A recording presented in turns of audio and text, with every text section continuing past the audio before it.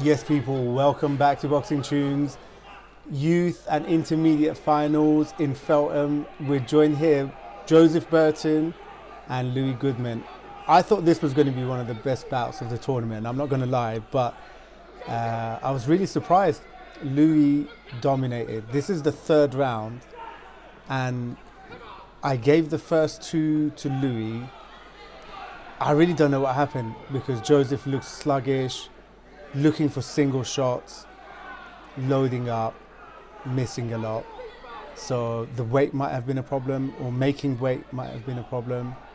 Not sure if we're going to see Joseph competing at this weight again, but let's not take anything away from Louis because he did dominate this contest.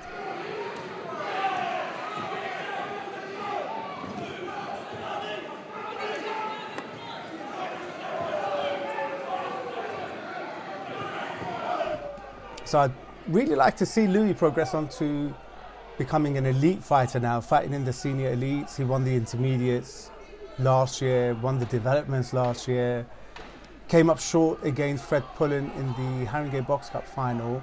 I think that was a unanimous win for Fred, but it was actually quite a close fight. It was a really good technical bout. But despite me wanting to see Joseph and Louis go at it again, I would like to see Louis progress onto the elites now. So one thing that I like about both Joseph and Louis is their mindset, their attitude. You know, after a loss, it's not a case of, oh, I got robbed and all of the excuses, but actually assessing the performance, seeing what went wrong. But of course, I'd love to hear your views, get in the comments. I'd like to know, was Louis just too good, too fast, too elusive for Joseph? Or was it a case of Joseph perhaps being affected by the weight cut and not performing as well as we know he can?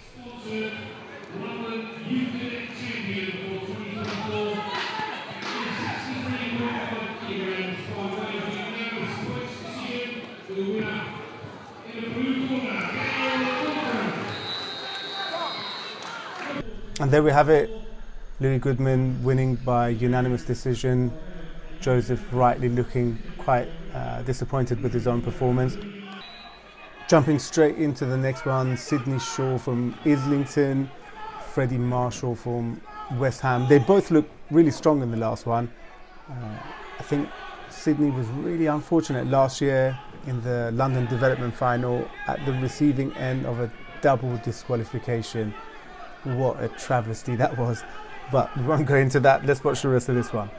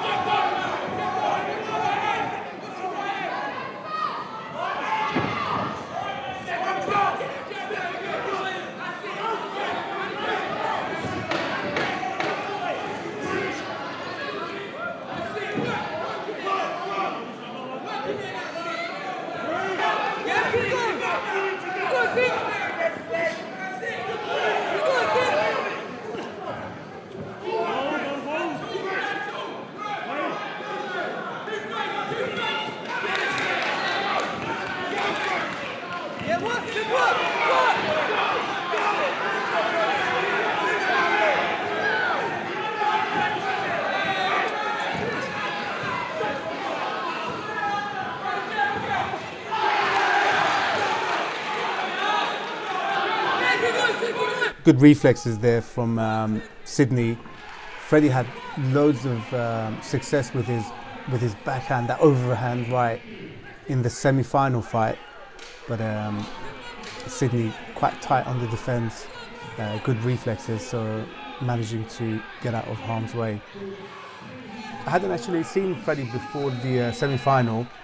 Really good kid, really good sportsmanship from both of them, and I'll be looking forward to seeing both of them again. Sydney full of smiles there, and rightly so. And bouncing across to ring B, we've got Luke Rudder, another West Ham boxer, v Donacher, I'm not sure if I pronounced that correctly, Don for short, sorry Don, don't want to butcher your name, from Stonebridge.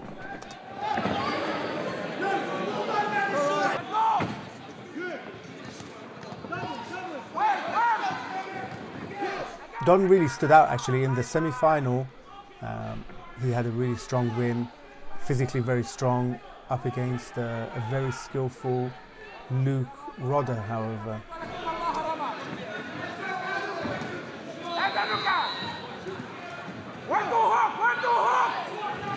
You can just hear Coach Bilal shouting in the background. If you can't get hyped by Coach Bilal, you are finished, mate. I'm telling you.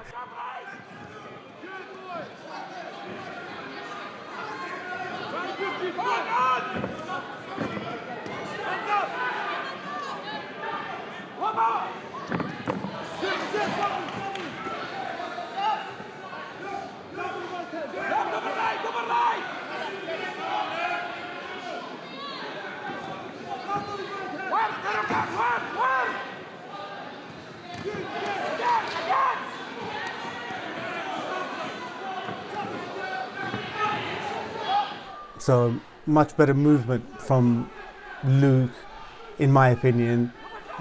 Don is quite flat-footed after those punches, a bit of sitting duck, going off balance somewhat, and getting picked off.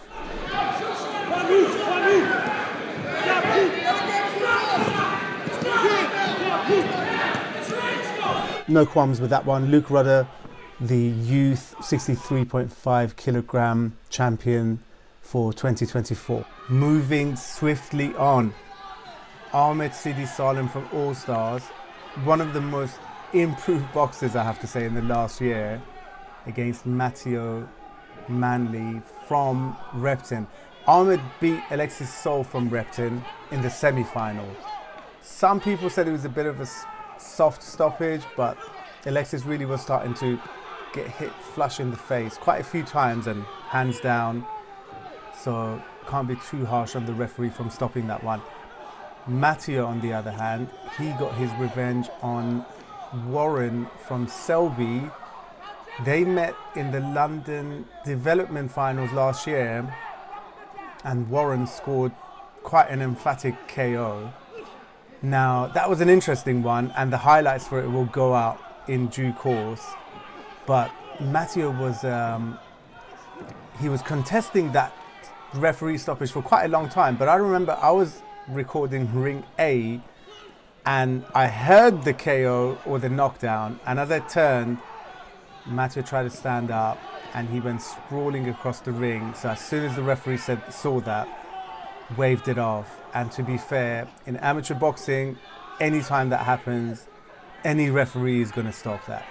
But this was a really good performance from Ahmed. I have to say, I was really impressed with him, because he's now like executing, setting traps, executing what he was attempting to perhaps like a year ago, but it just wasn't happening for him, you know, like maybe the reflexes weren't there, the boxing brain hadn't developed as much, but now he's quite an awkward customer, you know, he throws big bombs, it's quite short, he slips in, he comes forward, he's a tricky guy, so I'm really looking forward to seeing more of Ahmed. He did give an 8 count before the recording started, I think. I think he scored a body shot.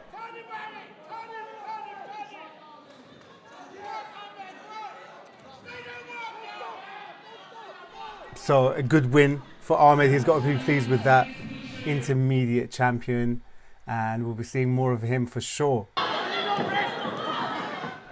Okay, things are heating up. Harry Burke from West Ham, Charles Brown from Repton. This was like the most requested fight when it did the Instagram poll. Most people wanted to see this fight. This was the one people were looking forward to. I've actually got the entire bout recorded, but from a different angle. It's like, a static shot. It's not quite as good looking as this one, being ringside and through the ropes or anything. But if you're interested in seeing that, along with any of the other bouts from Ring B, then please get in the comments and let me know. Now, Charles Brown, of course, very, very strong puncher. In the semi-final, I thought that was actually a really good fight because he fought London from Powerday hooks. And when they previously met in the NABGC finals, Charles Brown scored quite a bad KO. So it was good to see London back in there. And, he wasn't a walkover. It was a good bout. Harry, I hadn't seen before. So have to put out a disclaimer at this point as well that I was covering both rings, like, running from one to the other, doing photography as well as videos. So I don't really have like a strong opinion about any of the fights, because that would be just crazy, because I haven't watched any of the fights full round. So Charles Brown walking away with the win. But if you want to see that full bout, please get in the comments and let me know. And we're going to wrap it up with this one. This was another fight that was really sought after.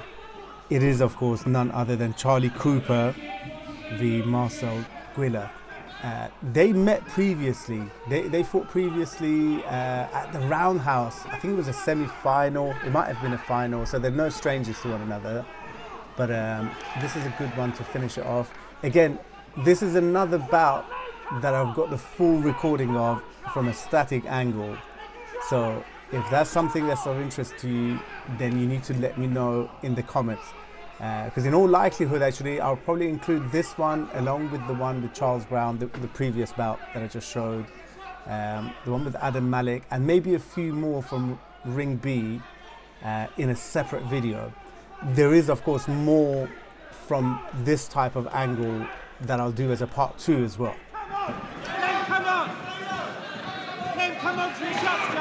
So if you made it this far, I would massively appreciate it if you could please like, subscribe, but most importantly, get in the comments. Maybe you just want me to shut up and not do any more commentary in the future. If that's the case, I want to hear from you. If you think the commentaries are actually something good and they add value to the videos, then of course I'd love to hear that as well. So we're going to wrap it up. This is the last fight, but the part 2 will be coming up.